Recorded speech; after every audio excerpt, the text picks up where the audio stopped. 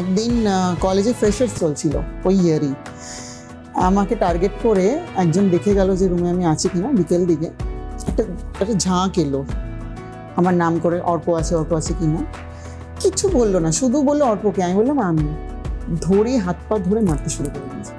ঠিক আছে, বেধারক মারধর করতে করতে টানতে টানতে নিয়ে বেরিয়েছিল। বলেছিল কোনোদিন আর কলেজে যেন না দেখি। যখন আমার গায়ে হাত তোলা হয়েছে তখন কিছু লোক ইউনিয়নেরও ছিল ওখানে। তারপরে তো ইউজিসিকে আমি কমপ্লেন করলাম। 7 দিনের মধ্যে আমাকে ডাকা হলো যে আমার অ্যাডমিশন হবে। তো আমি অ্যাডমিশন নিতে গেলাম এবং ওই 1 মাসের মধ্যে ওই এইচওডি যার জন্য এত ঝামেলা তাকে বোধহয় সাসপেন্ডেড করা হয়েছিল কিছুদিনের জন্য। আমার এখন মনে হয় ওই সময় আমার এই লড়াইটা, নিজেকে দাঁড় করানো, সেটা তোমার একটা আলাদা জোর দিয়েছে। তখন থেকে আমার জেস্টার্স চেঞ্জ আস্তে আস্তে শুরু হয়েছে এবং তখনই তুমি মনে করেছো যে একটা লড়াই যখন আমি পেরিয়ে যেতে পেরেছি, আমি এই লড়াইটাও পেরোতে এটা আমার কাছে লড়াই না, এটা আমার কাছে আমার নিজের জিনিস, যেটা আমি এবার ফুটিয়ে তুলতে চাই। এটাও তো লড়াই।